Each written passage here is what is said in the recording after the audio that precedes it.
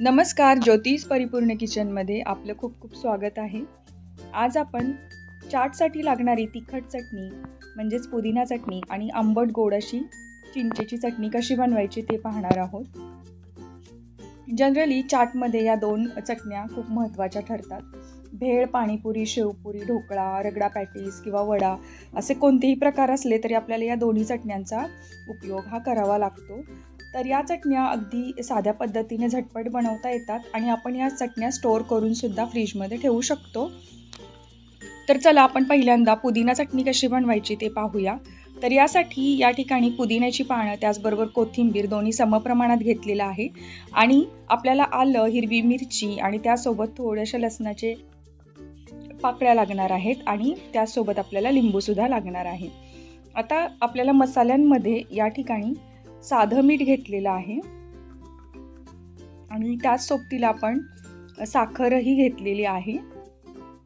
त्यासोबत आपण भाजलेले जिऱ्याची पूड घ्यायची आहे आणि काळं मीठ घ्यायचं आहे.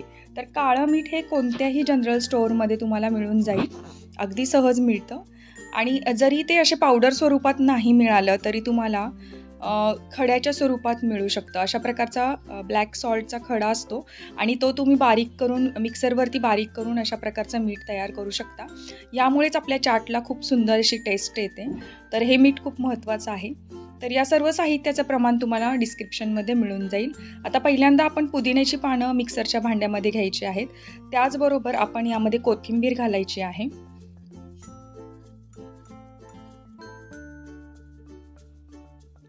हिरवी मिरची घालायची आहे. तर हिरवी मिरची ही तुकडे करून घालायची म्हणजे पटकन बारीक होते. त्याचसोबत आपण या ठिकाणी 1 इंचभर आलं कट करून स्वच्छ करून घेतलेलं आहे आणि आपण 8 ते 10 लसणाच्या पाकळ्यासुद्धा याच्यामध्ये घालायच्या आहेत. आता यामध्ये आपण थोडंसं मीठ घालूया आणि साखरसुद्धा घालायची आहे. त्याचसोबत आपण जिऱ्याची पूडसुद्धा यामध्येच मिक्स करायची आहे आणि काळं मीठसुद्धा मिक्स करूया. आता हे सर्व साहित्य थोडंसं पाणी घालून आपण वाटून घेणार आहोत. बारीक वाटण करायचं आहे म्हणजेच एकदम पेस्ट तयार करायची आहे. तर पहा आपली पेस्ट आता तयार आहे म्हणजे चटणी वाटून झालेली आहे. पण ही वाटलेली चटणी ही काळी पडू शकते, त्यासाठी आपण याच्यामध्ये लिंबू पिळायचं आहे. तर या ठिकाणी मी 1 लिंबू कट करून घेतलेला आहे. याच्या बिया काढून मी यामध्ये पिळून घेत आहे. तर या प्रकारे लिंबाचा रस मिक्स केला की ही हिरवी चटणी ही जास्त काळापर्यंत हिरवी राहते, अजिबात काळी पडत नाही. त्यासाठी आपण या चटणीमध्ये 1 लिंबू पिळून घेतलेला आहे आणि लिंबामुळे चटपटीच असा स्वादसुद्धा येतो चटणीला. तर आता व्यवस्थित मिक्स करून घ्यायची आहे आणि आपली ही मिंट चटणी म्हणजेच पुदिना चटणी तयार आहे. तर एका बाउलमध्ये आपण काढून घेऊया आणि व्यवस्थित मिक्स करून घेऊया. आता ही चटणी आपण एखाद्या एअरटाईट कंटेनरमध्ये भरून फ्रीजमध्ये चांगले 15 दिवस छान टिकवून ठेवू शकतो. तर पहा या ठिकाणी मी एक बरणी घेतलेली आहे, स्वच्छ धुवून कोरडी करून घेतलेली आहे आणि यामध्ये आपण ही पुदिना चटणी भरून फ्रीजमध्ये स्टोअर करणार आहोत. तर पाहिलं ना, पुदिना चटणी बनवणं किती सोपं आहे. अगदी घरच्या घरी आपण ठेल्यावर जशी चटणी मिळते हिरवी चटणी त्याप्रमाणे सोप्या पद्धतीने आपण चटणी बनवून तयार केलेली आहे. आता दुसरी चटणी म्हणजे चिंचगुळाची चटणी म्हणजेच आंबट गोड चटणी. तर ही चटणी कशी बनवायची ते सुद्धा आपण झटपट पाहणार आहोत. तर या ठिकाणी एका बाउलमध्ये मी चिंच घेतलेली आहे. साधारण 100 ग्रॅम एवढी चिंच आहे. त्याचबरोबर 100 ग्रॅम एवढे आपण या ठिकाणी खजूर घ्यायचे आहेत. खजुराच्या बिया काढून स्वच्छ करून खजूर घ्यायचे. आता दोन्ही गोष्टी म्हणजे चिंच आणि खजूर आपण गरम पाण्यामध्ये भिजत घालणार आहोत. तर एका भांड्यामध्ये मी पाणी गरम करून घेतलेलं आणि यामध्ये ओतून आपण या दोन्ही गोष्टी छान भिजवून द्यायच्या आहेत. भिजल्यामुळे याचं वाटण करणं सोपं जातं, म्हणजे याचा पल्प काढणं सोपं जातं. तर आता चटणीसाठी आपल्या चिंच, गूळ आणि खजूर भिजवून झालेले आहेत. त्यासोबत साहित्य पाहूया. गूळ आपण 1 कप भरून घेतलेला आहे. त्यासोबत साधं मीठ 1 चमचाभर आणि काळं मीठ 1 चमचाभर घेतलेलं आहे. 8 ते 10 लसणाच्या पाकळ्या, 1 टेबलस्पून एवढी धना पावडर आणि थोडंसं लाल तिखट घेतलेलं आहे. तर मिक्सरच्या भांड्यामध्ये आपण पहिल्यांदा भिजवलेले खजूर आणि चिंच घ्यायची आहे एकत्र करून आणि यामध्ये जे भिजायला घातलेलं पाणी होतं ते सुद्धा यामध्येच घालायचं आहे. ते काढून टाकायचं नाही, कारण चिंचेचा आणि खजुराचा पूर्णपणे त्याच्यामध्ये अंश उतरलेला असतो, त्यामुळे पाणी टाकून द्यायचं नाही. तर काही वेळेला चिंचेमध्ये अशा प्रकारचे चिंचोके असतात, तर ते सुद्धा काढून टाकायचे आहेत. तर चिंचसुद्धा आपण व्यवस्थित स्वच्छ करून त्याच्यातले चिंचोके काढूनच घ्यायचे आहे. आता दोन्ही गोष्टी एकत्र केल्यानंतर आपण याच्यामध्ये लसूण पाकळ्या घालायच्या आहेत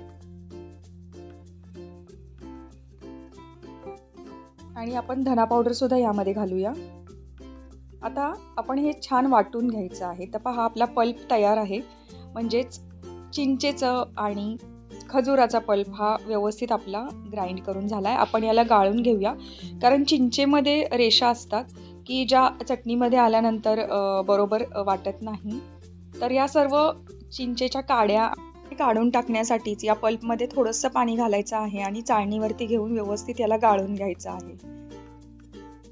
तर गाळताना थोड्या प्रमाणातच पाणी घालायचं आहे, कारण आपल्याला हा पल्प हा घट्ट ठेवायचा आहे, जास्त पातळ करायचा नाही आहे. तर अगदी 1 वाटीभर पाणी घालून आपण हा पल्प संपूर्ण गाळून घेतलेला आहे. पहा अशा प्रकारे चमच्याने दाबून दाबून गाळून घ्यायचं आहे. तर शेवटी अशा प्रकारची घाण राहते, म्हणजेच त्याच्यातल्या काड्या आणि जे काही कवर असतात चिंचेचे ते अशा प्रकारे भिजलेले असतात, ते काढून टाकायचे. तर आता आपला पल्प रेडी आहे आणि या पल्पचीच आपण चटणी बनवणार आहोत.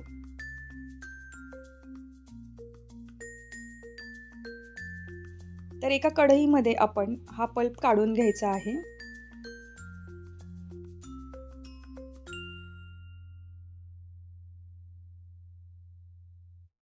तर याला एक बॉईल येऊ द्यायचं आणि त्यानंतर याच्यामध्ये आपण चवीप्रमाणे मीठ घालायचं आहे.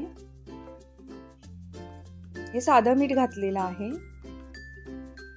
त्यानंतर आपण काळं मीठ सुद्धा यामध्ये घालायचं आहे.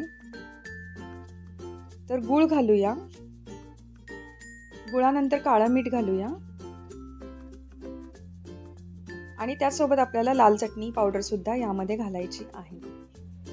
आता सर्व साहित्य मिक्स करून याला एक उकळी आणायची आहे, म्हणजेच गूळ आपण विरघळून घ्यायचा आहे आणि याला एक बॉईल घ्यायचा आहे.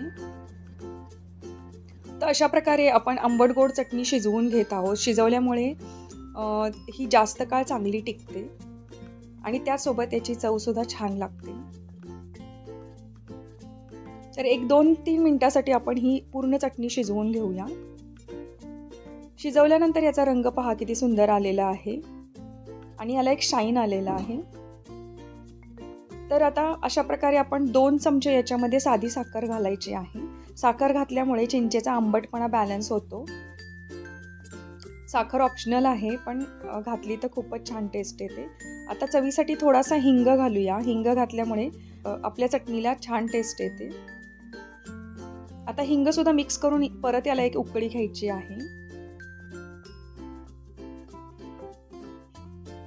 आता उकळी काढल्यानंतर आपण गॅस बंद करायचा आहे आणि ही चटणी पूर्णपणे थंड करूनच घ्यायची आहे. ही चटणी जशी जशी थंड होते तशी घट्ट व्हायला सुरुवात होते. तुम्हाला पातळ चटणी हवी असेल तर तुम्ही यामध्ये पाणी घालून सुद्धा पातळ करू शकता. फ्रीजच्या बाहेर ही 4-5 दिवस छान टिकते. फ्रीजमध्ये महिनाभर छान टिकून राहते.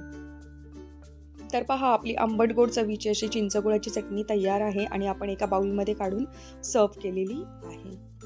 तर ही चटणी सुद्धा आपण एका एअरटाईट कंटेनरमध्ये भरून ठेवू शकतो आणि ही महिनाभर फ्रीजमध्ये छान टिकते सुद्धा. म्हणजे जेव्हा आपल्याला चाट करायची इच्छा असेल तेव्हा आपण पटकन फ्रीजमधून चटणी काढून याचा उपयोग करू शकतो. तर या ठिकाणी आपण आंबट गोड चटणी आणि त्याचसोबत पुदिना चटणी कशी बनवायची हे या व्हिडिओमध्ये पाहिलेलं आहे. तुम्हाला रेसिपी कशी वाटली हे कमेंट करून नक्की सांगा. आवडल्यास लाईक करा, जास्तीत जास्त शेअर करा आणि चॅनलवर नवीन असाल तर चॅनलला सबस्क्राईब करायला विसरू नका. त्याचसोबत शेजारील बेल आयकॉनसुद्धा प्रेस करा, म्हणजे येणाऱ्या नवीन व्हिडिओचं तुम्हाला नोटिफिकेशन मिळेल. तर भेटूया अशी छान एक रेसिपी घेऊन पुढच्या व्हिडिओमध्ये. तोपर्यंत take care and bye bye.